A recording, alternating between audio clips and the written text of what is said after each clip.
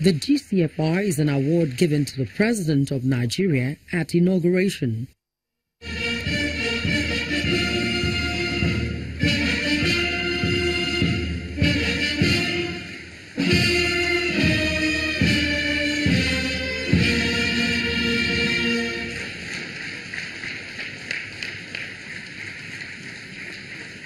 Awards presented.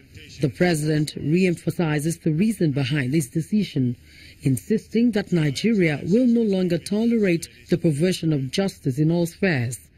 He calls the event a national healing process. The government of the day inexplicably cancelled the elections when it was clear who was winning to be the winners. We cannot rewind the past, but we can at least assuage our feelings, recognize that a wrong has been committed, and resolve to stand firm now and in the future for the sanctity of free elections. This retrospective and posthumous recognition is only a symbolic token of redress and recompense for the grievous injury done to the peace and unity of our country. Our decision to recognize and honor June 12 and its actors is in the national interest. It is aimed at settling national healing process and the reconciliation of the 25-year festering wound caused by the annulment of the June 12 elections.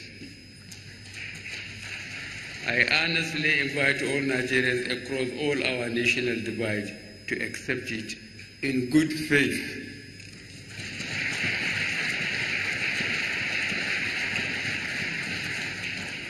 Our action today is to bury the negative side of June 12, the side of ill feelings, hate, frustrating, and agony. Accordingly, on behalf of the federal government, I tender the nation's apology to the family of late MKO Abiola, who got the highest votes, and to those that lost their loved ones in the cause of June 12 struggle. In his acceptance speech, Ambassador Babagana Kingebe insists that divisive political rhetoric heightened in the nation after June 12, 1993. He calls for a unified and indivisive nation where progress would be felt by all. The annulment of the June 12th elections had the tragic consequence of dissolving that unity we as a people exhibited on that historic date of June 12th, and turning us into a divided people who began to see one another as enemies. The crisis that followed sapped our collective energies and challenged the very foundations of our nationhood. In truth, the annulment presented a different kind of challenge that we had never experienced before as a people. It was a shocking new experience to everyone. Relationships were broken, hurtful words were said, so each one of us adopted in good faith and in the national interest different approaches in reaching to the fallout, in reacting to the fallouts from the annulment. Under the circumstance, offense was inevitable. We must be thankful that we eventually survived the prolonged crisis, even with all the collateral damage to our body politic.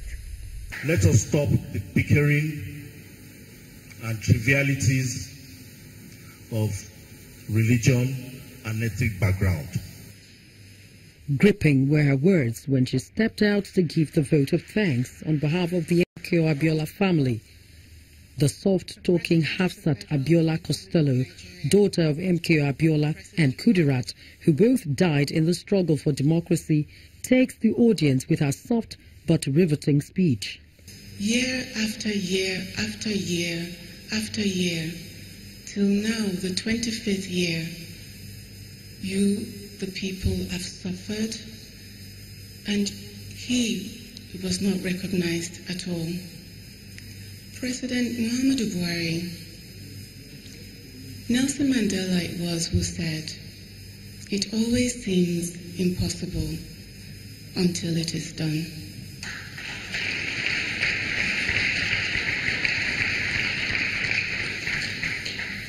Who would have ever believed, given the relationship that you had with Chief MKO Abiola, that you would be the instrument God would use to honor this man and to bring reconciliation and healing?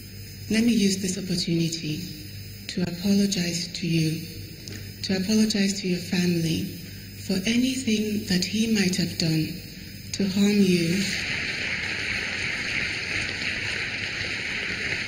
And President Muhammadu Buhari, this fight will not take you, God willing, as it has taken MKO, but let us fight and bring about the conclusion of MKO's struggle, that the Nigerian people should be the ones in full control of this country.